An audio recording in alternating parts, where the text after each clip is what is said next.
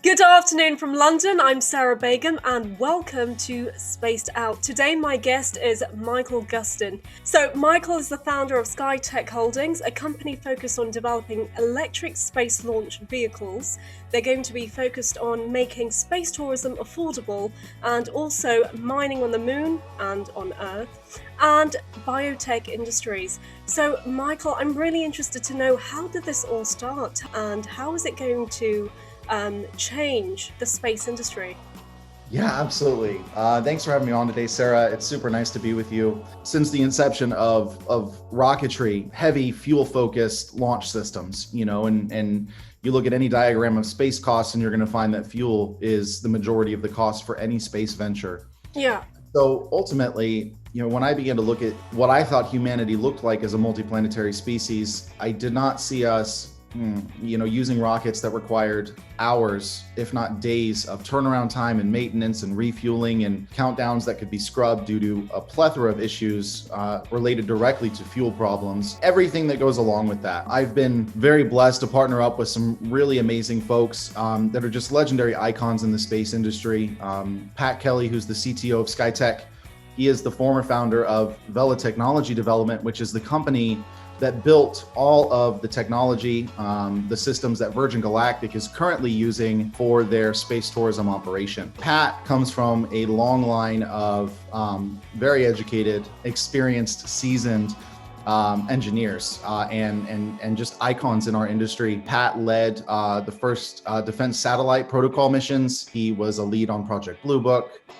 He did a lot of really, really fantastic things and still does. I was really privileged to meet him actually through a Facebook conversation a couple years ago. And I really said, hey, this is what we're doing. You want to come on board? And he's like, sure. So he's fantastic. We're also working with a company called Electric Sky. Their chief technology officer and chief engineer is Jeff Gustin, who is former founder of X-Core Aerospace that was working on the Lynx space tourism plane. Along with, he's a Time Inventor of the Year for his rocket work. I mean, just absolutely fantastic. And we're working on some breakthrough technology that involves space launch, transports of any type without fuel. So for me, Skytech really revolves around this idea that we can be so much more than we are. And I think that a lot of people, due to many different reasons, are okay not going as quick and as fast as we could. And I think we see that a lot in this industry just because there's a lot of money that changes hands. And when money changes hands, you've got a lot of bureaucracy, you've got a lot of politics, you've got a lot of policies, which is why I'm very proud about Skytech's wholehearted attempts to be self-funded and bootstrapped. I myself own a couple other companies that provides funding for Skytech. And we do let investors in. However, it's very, very, very, very scrutinized because ultimately in this industry, I think more than anything else, you can see how an investor that does not carry the vision of the founders of a company can ultimately lead to a company's demise. And that's just the reality of what it's like to work in venture capital.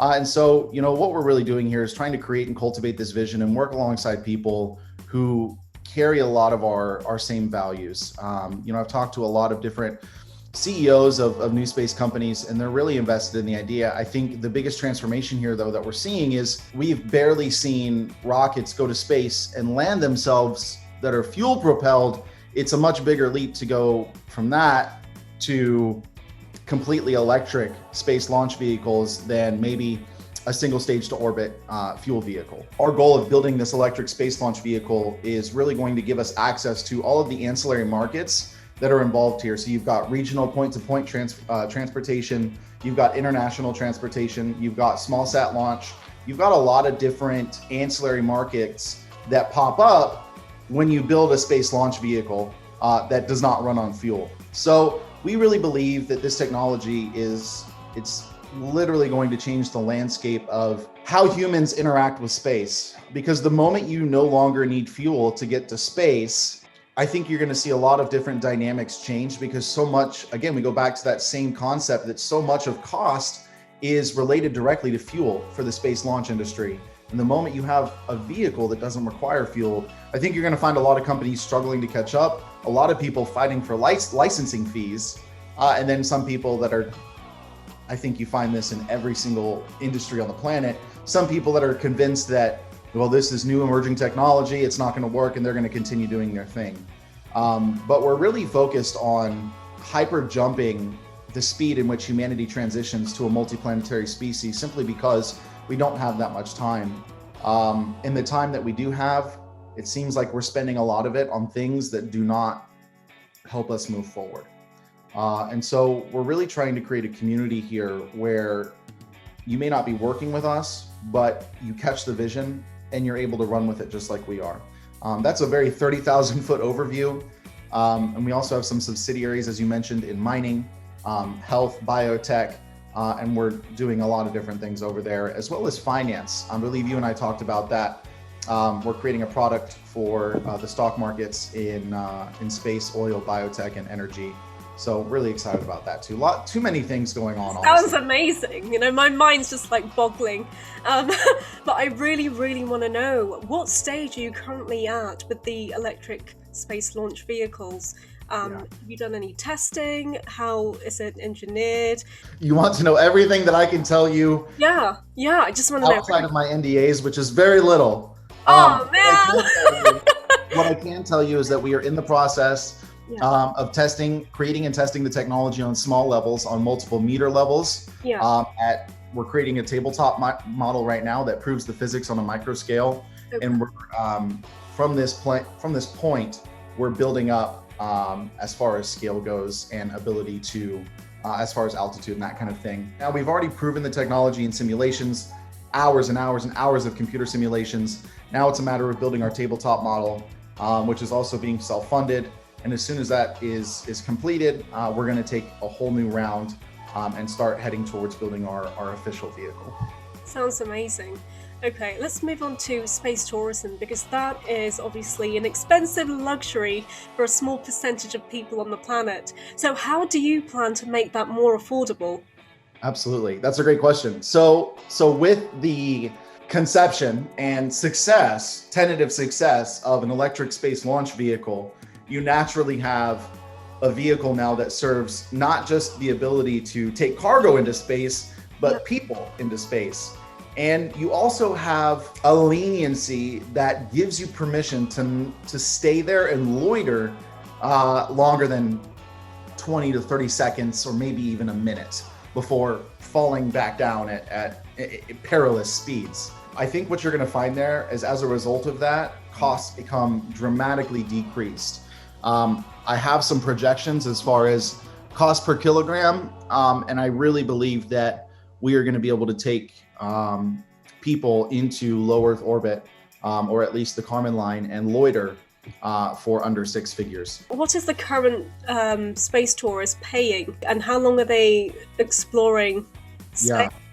And what are you offering that's different and that's more appealing? A lot of the current options out there, from what I've seen, are charging upwards of anywhere from $300,000 minimum up to $350,000. I've even seen $400,000 for a single ticket that gets you up for about 5 minutes, 10 minutes maybe, comes back down. Because of the nature of this technology, it's not going to look or feel like sitting on an exploding bucket. As you're going up, it's going to be a lot more of a gentler ride, and you're going to find the ability to stay up there a lot longer, because we're not relying upon anything other than our technology to keep us up there, which is not obviously constrained by quantified limitations of fuel that are inside the vehicle. So I think, from our initial projections here, you're going to see something that is probably more likened to a hot air balloon than a Falcon 9.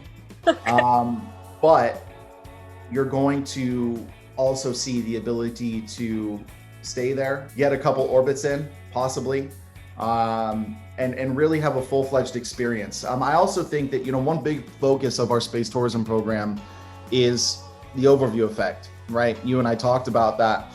The overview effect has been documented to provide these really, really, really crazy psychological effects on people, and it's really hard to change the world if you don't change yourself. And a lot of the problems that we deal with as humans are very much caused and perpetuated by our inabilities to recognize basic fundamental facts of life, like the fact that we're all sitting on a spinning ball in the middle of blackness and we're all we got. and we can't just continue to kill each other over stupid things.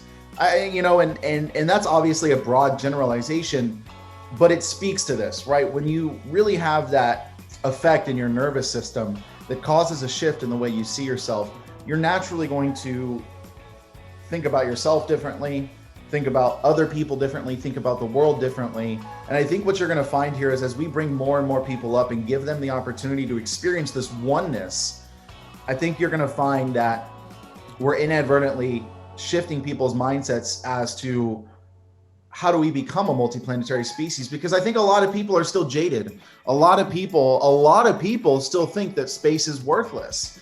And at the end of the day, I could sit here and give you a presentation that tells you all the technology that we have that has come thanks to space exploration, but somebody that doesn't have an experience has a really hard time rationalizing a point of view. And so if we can get as many people as possible to the edge of space and experiencing this sense of oneness and awe and possibility and expansion, I think you're gonna find the general attitude towards space exploration shifts dramatically. And this is one pocket that nobody's really looking at, right? You've got all these great companies, amazing companies that are working on space launch, that are working on gas stations in space, that are working on lunar colonies, all these different things.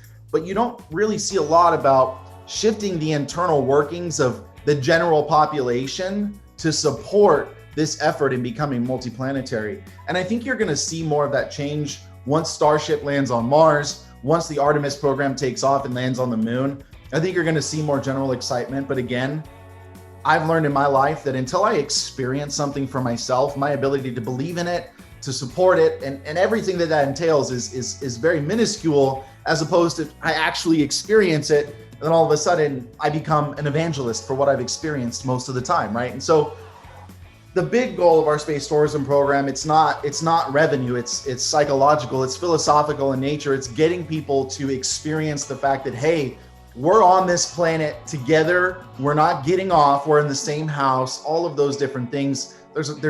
There's so many psychological implications that come from giving people this experience, and our team is really going to be focusing on quantifying what happens as people come up and come back down. We're going to take a lot of long-term studies with our first couple hundred folks and really figure out what happens when somebody goes into space, experiences the overview effect, and comes home, and how can we track that and quantify that and really prove that, hey, this experience of oneness, of this is us, radically alters somebody's mindset and has effects on how they treat the planet, the types of consumer decisions that they make. I mean, so many different nuanced implications as a result of experiencing this oneness with your planet. And again, it's like, you understand that. I know you understand that, but there's so many experiences that you have that support your understanding. And we want to give more people that understanding, but we have to give them the experience, and then they'll really get that understanding. And so that's really the biggest goal here. My goal for Skytech, I really, at the end of the day, at one point I said to myself, hey, humanity is dealing with stuff that it's dealt with for tens of thousands of years that is unnecessary. Our quarrels, our fighting, our land divisions, our consumption patterns, our resource usage, I mean, everything in between. It's time to look at things differently. It's time to do things a different way and take it to the absolute highest, craziest, greatest level that I can. And so, yeah, that's really a lot behind our space tourism program, and again, more of my values behind why we're doing what we're doing. Thank you for that. I just want to know, what do you think the shift will be in humanity once we focus more on going to space and with our efforts in making us an interplanetary species? How do you think that will change how we go about life on Earth? A lot of the times we do things just because we don't have any other resources to pull from when it comes to why we're considering taking an action. I think when people experience a lot of this expansive landscape of space, when people begin to experience really something that honestly just can't be described in words, I think you're going to find a lot of different things. I think you're going to find a humanity that no longer puts up with forms of government and leadership that it knows is hypocritical and does not have its best interests in mind. I think humanity's biggest problem over the last 100,000 years, if we can group it all into that, is consent to and put up with leadership that it knows internally just doesn't have its best interest in mind. And I think ultimately this is going to look like a humanity that wants to lead itself. I think there's a lot of people that want to be led, and there's nothing wrong with that. I think that a mature humanity that's truly colonizing our solar system and going beyond that is a humanity where every single one of us is equipped and ready and desiring to lead ourselves. That's really a big shift. I think it goes from this idea of we are receivers to we are creators. It's a really big shift.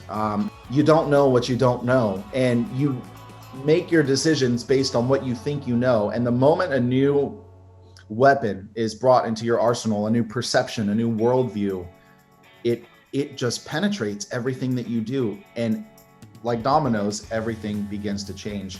I also think that you're gonna see less wastefulness. Once you realize, like, in space, water is not just some, piece of grass that you can find anywhere and different things like that. And once you have more people in space operating like this, I think you're just gonna see that when they get back to Earth. When you've got somebody, let's just say you've got 10,000 people that live in, let's just say Southern Florida, a city in Southern Florida, okay? And this city has 100,000 people. 10,000 of those people go work in space for 6 months. They have to deal with how to ration their commodities. They have to deal with technology problems. They have to make do with what they have and ultimately learn how to innovate in that without having more. I think all of these different facets of being in space long periods of time are ultimately going to translate back into life on Earth, behavior on Earth, and everything that entails. Speaking of which, you have another company called The Reality Hacker, and you focus on self-development. Can you tell me more about that and why it's important to focus on becoming the best version of yourself? Absolutely. That's a great question. I'm really glad you brought that up. Reality Hacker for me is, the internal version of Skytech. Reality Hacker has a presence in over 100 countries at this point, and our biggest focus is giving you tools to change your internal workings, because when you change the way you see yourself, the things you see change. I mean, it's so cliche, but it's 110% true, and my life is proof of that. I went through a very extensive journey out of the trauma of being in foster care and sexual abuse and emotional abuse and depression and years of medications and all these different types of things, and discovering myself. And when I discovered that I had the ability to truly create my life, no matter what obstacle was thrown my way, it was really absolutely fantastic. And what I find in my own life and in everybody else's life that I consider is that you can never really become more than you believe you are. You can't. It's really impossible to create something for yourself in your world that does not resonate with where you are internally. It's just impossible. And a lot of our focus in Reality Hacker is getting people who have dealt with a lot of these different types of trauma, or they've come from a place of heavy constriction. They want to learn how they can leverage their own self-definitions to manipulate and affect their lives. That's what Reality Hacker is all about, because at the end of the day, we carry more of a panpsychic worldview that the entire universe is one mind made conscious, and it exists in gajillions of forms. And when you take to that worldview, there technically is never any separation. And the moment you shift something internally, it shifts externally. And so Reality Hacker is really built on facilitating internal change that produces external change in a variety of different factors. So what would be the most powerful program that you offer? So right now we have a program, it's called the IAM Experience. And the IAM Experience is a 45-day journey that will take you to the edges of yourself. It's primarily self-inquiry, and so it's really getting you to take an honest look at every assignment of meaning you've created for yourself, where you end, where you begin, what time is, what space is. We really go through an entire reset of meaning through this course, and honestly, we've had folks come in that are 20, we've had folks that are coming at 60, and we've seen decades of emotional baggage just completely released. Would you say it's like therapy? I would say it's like self-therapy. I would say it could be it could be described as understanding on a physical, visceral, tangible level what Jesus said when he said that the kingdom of heaven is inside of you. That's really what it is about. It's understanding how your awareness shapes what you see, how you interact with people, how your self-definitions affect your reactions to life, how your reactions cycle back into your actions and create your results. I mean, we in the West, we vastly underestimate our own self-image and how that relates to everything that we do. But eventually, once you're on this path long enough, you figure out that you literally will only ever get what you are, right? You never attract what you want, you attract what you are. So in order to change what you're attracting, you've got to change who you are. You've got to shift that self-identity without being pretentious about it, without sitting here in your mind and thinking, oh, I'm rich, and looking at your bank account. And it's not about that. It's not about that at all. It's really about a fundamental rediscovery of the self, of my personal identity, how that relates to everything around me. It really is, it's a complete reset of life, honestly. And we had to put it in a 45-day program just because you have to have a beginning and an end. But there's people going through this for the 25th time, and we just opened it last year. So I know it's something that I find that I think a lot of people are going to live with for the rest of their lives, because we didn't invent anything that we wrote in there. We're only leading people to truths that have been spoken for thousands and thousands and thousands of years by mystics and that sort of thing. Sounds amazing. I love that stuff. It's also very similar to the law of attraction, Yeah, it is. We just don't call it that because that word has so many negative connotations, right? And it becomes, sadly, because of the gurus that have risen, it becomes, a lot of people, especially in this industry, in space, when they hear it's just like cringe. So that's funny, but true. It's like the woo, and it's just like, it's not really woo, but until you dive into it, you won't understand. Well, understanding it from a psychological point of view, and your mature perspective on yourself, on humanity, on life, and being brave enough to dive into those shadows, to attack them, and to clear them from your inner self. Because when you do that, your understanding of the world becomes clearer. Yeah, absolutely. One of my, he's not one of my mentors, but somebody that I learned a lot from in business, he said that your level of success rarely exceeds your level of personal development. And I have found that to be one of the truest statements in the world, right? It's like, my ability to take a company and scale it to a certain level, really, it obviously depends on the experience I have with scaling companies, but there's so many other factors that come into play: emotional intelligence, your ability to swerve anxiety and worry when it comes up when you're dealing with shareholders, and all these different, again, more nuanced psychological implications, but they're there regardless. And I feel like too many people aren't talking about it enough. But at the end of the day, if we really want to see humanity that looks nothing like the humanity we've seen in the 10,000 years prior to this day, we have to look at internal shifts that cause us to see ourselves differently.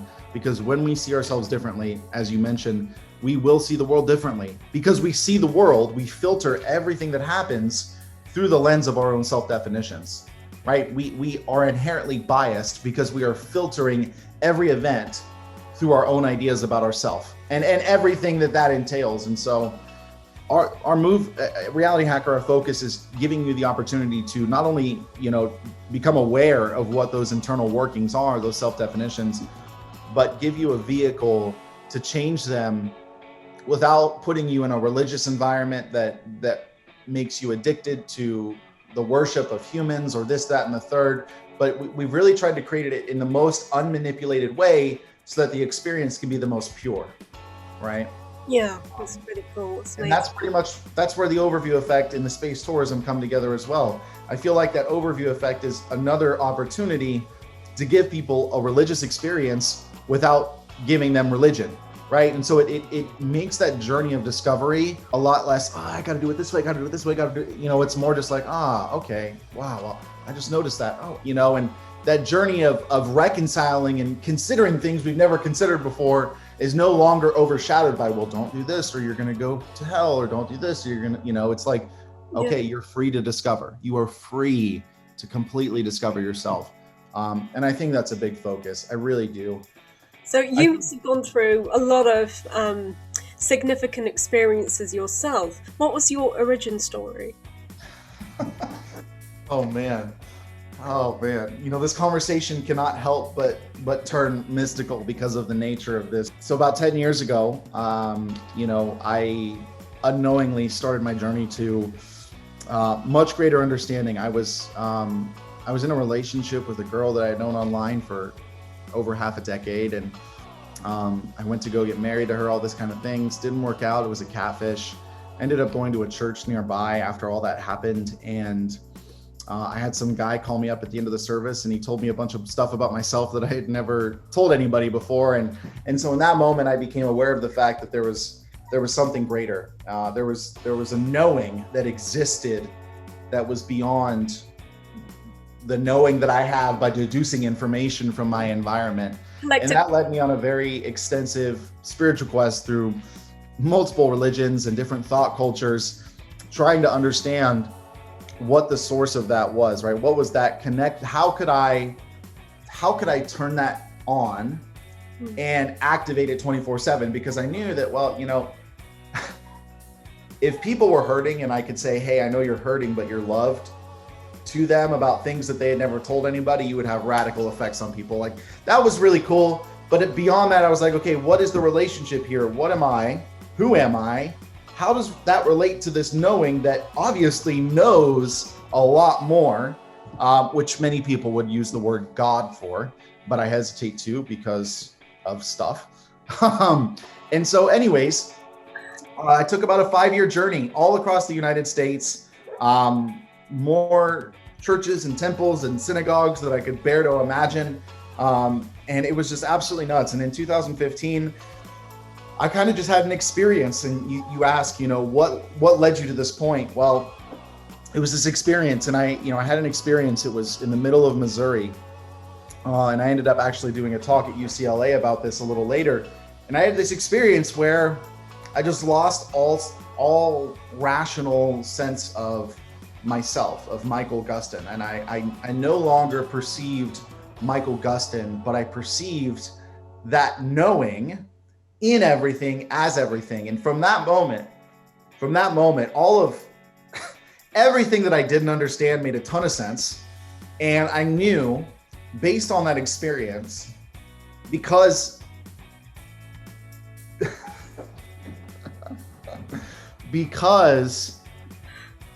in the most real sense of the word, I am not real, but there's only awareness and consciousness existing as Michael. I knew that every limitation I created for myself was technically an illusion. It was an illusion because who I truly am, is much greater than this body or this entity that you refer to as Michael Gustin. And when I discovered that, I realized that I needed to take this to the highest level possible and see if I could do it. And yes, from the time I was a kid, I was like, yeah, I want to go to space, want to be an astronaut, all that kind of stuff. But this was really a moment for me when I said, okay, I'm going to do the absolute most craziest freaking thing that I can do. Or at least I'm going to try. I'm going to take this experience that I've had and try and give that experience to other people in the craziest way possible, right? And so that's where the idea for the overview effect, giving people that was partially related to that. But that was like, okay, well, if this is the truth about me, then technically I can do anything, technically. And so I literally just started Skytech. I started Skytech, and honestly, it's been nothing short of fantastic. There's been a lot of ups and downs, but the people I've met, the people that are on our team, the people I'm partnered with, I am in no way earthly qualified to be on a team with these people, right? I graduated high school with a 3.3 and I dropped out of college. And I am just surrounded by legends and icons. And to this day, I still believe everything that I do when I first started this company over 4 years ago, and every single day I'm proven right. If I have the ability to continue moving forward, I find that my world is always rolling itself out for me. And I know it to many, this could seem like an arrogant worldview, but there's no arrogance at all, because at the end of the day, nothing is real. An infinite consciousness exists as all of us subjectively. And Altered Carbon. Have you seen the series on Netflix? yeah, I have. Yeah, it scares the shit out of me. I've been having nightmares every day this week because I've been watching it, and that it's real. You know, what you're talking about, the experience that you had, I had last month. And, you know, I was running in the park and I stopped and I started crying. I was like, shit, I'm not real. I was like, I'm not real, this body. It's just, you know, for a moment. And I am the soul inside, the consciousness inside me. I watched Altered Carbon. I was like, this is freaky. Yeah, because that's you know, and a lot of this is where you get into really interesting conversations around AI, because a lot of people want to sit here and pretend that AI is separate from us, even when it becomes sentient. But how can you really say that there's a difference between artificial intelligence that has the ability to rationalize, make decisions, and is technically self-aware, and us? Who's to say that AI is not the next evolution of humanity? So we're Homo sapiens. They could be Homo artificialis or something, you know what I mean? Yeah. Maybe we just created a new species, dude. Maybe we did. Or my thinking was always, as we evolve, maybe humanity will evolve into a completely different type of species, one that was so much more aware. Yeah, or absolutely. That might be AI. Who knows? It could be AI. It could be, you know, it could look like Atlantis. I don't know. You know, we look at, you know, I love what we do, because it, you know, I'm very big on bringing everything that's under the carpet to the surface. And when you take things like the CIA's Stargate program into consideration, you know, the moment the government has legitimate evidence of higher perception, levels of higher perception, and all of there's this amazing series of documents inside of the Stargate program on the FOIA website, CIA's website, and it's essentially I think it's like a 12 or 13. I really wish I had it. Oh, here it is. Ha-ha! Boom. Oh, wow. Declassified.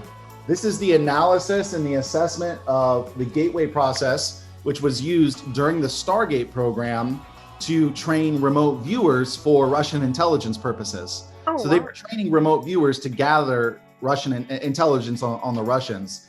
And this is a lot more than 18 pages. It's like 50 pages, but it goes into a lot about the brain. And so the hemisync process, which is coined by Bob Monroe, the Monroe Institute, which was a big part of that. I just mentioned all this to go back to the point that yes, you know, we're not the body. We are the consciousness that is aware of the body. And the moment that you become aware of this, your limits are taken off, because you realize that there is no limit until you define one. There really isn't a limit until you define one, because you're always going to act in accordance with your self-definition. You are never going to act outside of your own beliefs about yourself. And so the moment you have a legitimate experience that tells you that you're much greater than the body and the limitations you've created, you're naturally going to start to act in a bigger way, and your world is going to reflect that. This is really a cornerstone of my life. It's really how I operate, and I'm just really thankful because I'm able to prove it every single day. When you have internal events that shift your ideas about yourself, you inadvertently shift the way you are in the world, and everything that entails also shifts.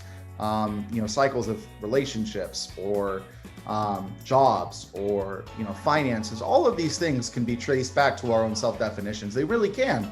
And the moment we have the courage to take responsibility for that, we change the game. There's a huge difference in your life when you're sitting back and just reacting to things happening and kind of just, you know, do-daddy, daddy all throughout the day, as opposed to, you know, like, okay, today I'm doing this, I'm building this is happening, this is unfolding, and you're constantly in that place of pushing everything in you out. you know? This is so inspiring. I feel like if I just had a session with you. It's amazing. Thank you for that. Can you please show us was it the Amarok? Yes, That yes, was really cool. So it's hybrid energy, is that correct? Tell yes, me what it is. absolutely. So essentially, Amarok was testing hybrid rocket motors at Stennis Space Center way back in 1993. And what they were doing was really just trying to solve a lot of the safety, environmental concerns that are facing solid rocket motor manufacturing, testing, operation, and really being able to deliver performance that was comparable to liquid rocket engines with much less hardware and operational complexity, right? We talked about that. One of the biggest problems with a lot of current rocket technology is operational complexity. So ultimately, this is so Amarok. I'm just giving you a background on Amarok. So Amarok, their hybrid propulsion was unique from solid and liquid propulsion in that it has negligible environmental impacts and reduces health and safety hazards during all of the phases of development, manufacturing, integration, testing, and operating. So the motor propellants were designed to have negligible environmental impacts. I'm actually looking at a document from them right now so I don't butcher everything because I really don't want to butcher any of it. But essentially, they ended up closing down and they ended up giving away, the last pieces, last couple containers of their fuel. And I have one right here that's inside of a carbon fiber container. Pretty cool. Yeah, try and zoom in on it. Amarok hybrid rocket. What advice would you give to someone like yourself who's also a visionary and maybe has some limiting beliefs about themselves? I think the best piece of advice that I could give to somebody that wants to do this kind of thing but just hasn't taken the decision to do it is really get to the root of all the reasons why you believe you can't. If you get to the root of your ideas about yourself, you eventually find that they are not objective because they're based on some sort of point of view at some point in time, which is very manipulatable. The brain is very good at modifying memory in order to support underlying belief systems. When I started this, sure, I was like, yeah, I'm a non-engineer going into an engineer-heavy field. How am I going to do this? But when I found my ability to just move forward and really believe in the power of my vision, honestly, all the limiting beliefs, you don't give them any attention. I think a lot of this revolves around building a vision that absolutely consumes you. Like, if you don't see your vision taking the rest of your life, it's not big enough. And once you do create a vision that big that you're just absolutely consumed by, I don't think you give time to those limiting beliefs. I think we give power and attention to those limiting beliefs that we have because we're not dreaming big enough. We're not thinking big enough. Because ultimately, I think once you think big enough and it's outside of the realm of why you can't do that, the brain won't rationalize, well, this can't happen. If you can dream big enough, right, that's where it's outside of your ideas about yourself, I think you're going to bypass the brain's tendency to say, no, you can't do that.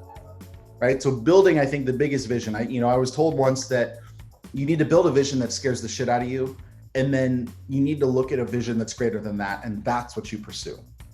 So I hope that answers the question. Amazing. We were talking about interplanetary species. We were talking about evolving humanity, AIs, all that stuff. So what do you think about extraterrestrial life? As we venture deeper out into space and on other planets, do you think we will come across aliens? Yes, but I do not believe that the majority of, I think a lot of us are expecting a Star Trek world. I do not think it works like that. I think humans are the highest level of sentience in time and space as far as the ability to comprehend and travel. I think the moment you evolve past humanity, you start diving into fifth dimensional and beyond, right? You're no longer looking at, okay, I am inside of this dimension of time and space, but rather I'm outside and I can go inside, pop in and pop out. So time becomes more like this, and we can just go boop, boop, boop, boop. Or location, right? Location becomes, doot, right? Oh, I want to go to Vega. I want to go to the Pleiades, right? I want to go to Alnitak. I want to go to Sirius. And I think that, naturally, by us expanding into space, due to the nature of the connectedness of the universe, first off, I don't think anything that we do goes unheard. And I think it's arrogant to assume that we can drop bombs on each other that are just stupid insane and not get the attention of the rest of the universe. It's really ignorant to pretend that the fabric of space-time is not connected intimately and that events cannot be perceived in sense, especially by beings that have higher intelligence and greater awareness. And so I think, I absolutely believe in higher levels of sentient life. I don't think they look like Star Trek. I think they look more like something like time stoppers, like they hop in and out of time and space at different points. And I think it's just such a leap in rationality for us because we're so used to operating under our basic understanding of the laws of physics, right? When you see the tic tac on the Nimitz with, Commander David Fravor, or you hear a lot about these declassified now cases of unidentified aerial phenomena, you really just have to have the courage to look inside of yourself when you see something like that and acknowledge the fact that, humans are not making that kind of thing. We're not, and I think the moment we get over that, the alien conversation becomes a lot easier. I think at this point, ufology and aliens are shrouded in such fringe theories and conspiracies and everything in between. It's so hard to have a rational conversation about extraterrestrial life in whatever capacity that looks like, because humans are so bent on fearing what they don't understand. And our biases are evidence of that. A lot of people they fear what they don't understand. And I think the media has done a great job over the last 60 years of getting us to think that aliens are really, hostile, ugly creatures who want to destroy us. And the truth is, I am convinced that they are the complete opposite, because if they do exist, which I believe they do, we could have been wiped out like Thanos. And we've been pretty much of an asshole species to ourselves for the last couple thousand years. And, I think that there's a lot of mercy in the universe. I think there's a lot of grace. I think there's a lot of forgiveness. I think there's a lot of redemption. And honestly, I think all these concepts tie into the alien conversation. I believe humanity is very much a child species that's growing up, just like we have children that grow up. Collectively, we're a species, a being that's growing up. And I think it's time to throw off a lot of the perceptions and worldviews and limiting ideas that we've carried over the last 10,000 years, because there's no shortage of oil in space. There's no shortage of diamonds or gold or platinum or silver or even water in some points. You know what I mean? I mean, it rains diamonds on Neptune. You know what I mean? Like, come on, man. Maybe Uranus or something. It's either Uranus. Head over there. I'm joking. Yeah, one of those. It freaking rains diamond. And here we are though, operating our illegal child trafficking, labor, and all that kind of stuff, dude. And it's like, this is why I love this conversation, because a lot of people in my position are not willing to go here. But I believe that if humanity is truly going to move forward, we can't freaking keep our head in the sand. We have to acknowledge the things that we have been doing and confront them straight up without condemnation. The moment you bring up something wrong in the spirit of condemnation, you tend to perpetuate that thing, right? If I shamed you for doing something wrong, the chance that you're no longer going to do that is very slim. In fact, you're probably going to continue to do it because you're already shaming yourself for what you're doing long before I'm doing it to you. And so this is why shaming people for climate change or anything, it's like, again, until they have an experience that dictates this is not the way to do things, they're not going to do things this way. And I think, it then becomes a balance of, you have to play the waiting game and wait for the dinosaurs to die that are just persistent as hell. But in the same sense, you have to pursue that forward motion. You have to pursue that innovation, that breakthrough in technology.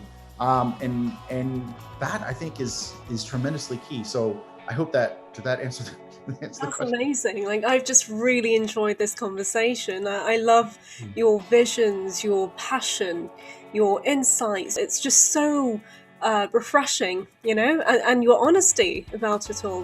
That's the most refreshing thing about speaking with you. Man, Sarah, I think so many things are going to change. I believe Schrodinger or Einstein, one of those guys that worked in physics, they said, at the bottom of quantum physics, you find God, you find a self, you find a space from which everything comes and is connected by and through and with. And I think as we move forward in experiments in quantum entanglement and all of that kind of thing, we're going to bear witness to this more and more and more. And so I am such a big fan of you and pushing this boundary, because I know, especially in the space industry, speaking outside of accepted guidelines can definitely make you an outlier, because there are a lot of people that want to keep things the way that they are. There's a lot of great companies doing amazing things, but there is still a degree of old guard that exists that I think is more concerned about spending lots and lots of money as opposed to making lots of progress. And I think over the next 30 to 50 years, you're going to see all of that play out. The companies that really wanted to sit here and just milk IPOs, and the inflation for venture capital right now is absolutely insane. How many companies have just been funded ridiculous amounts this year? And it's wild how COVID has kind of led to this massive uptick in new space funding. But anyways, I think we're going to see over the next 30 to 50 years, the companies that are really wanting to innovate and the ones that are wanting to stay the same. Tesla is a great example of this. Tesla is absolutely exposing all of the giants in the auto industry who want to stay the same, who don't want to change. And I absolutely love that about Tesla, because when you've got a truly innovative idea and you run with it and you believe it and you give everything you have to it, and it's obviously scientifically, viable, and you've got a vision along with a team of people who carry that vision, you see a Tesla that just comes in and absolutely disrupts everything. And I think you're seeing the same with SpaceX, right? With reusable rockets. Yeah. Falcon 9. I think it's from Alice in Wonderland, where the rabbit says, or maybe Alice says it, I like to try and do 3 impossible things before noon each day. I love that. The wall. And Yeah. Up my wall. For me, this isn't about popularity. It's not about, oh, look at this guy who's a space CEO. It's like, let's move forward. If by the end of my life, together as well. Yeah, together. By the end of my life, I see a more united humanity, a more objectively expanding humanity, right? A humanity that, is so much more obsessed with how we can innovate and improve what we're doing to expand our ability to create a great quality of life for everybody, as opposed to focusing on the latest celebrities and what happened with their kids and all this and that. And that's where media comes into play. Yeah.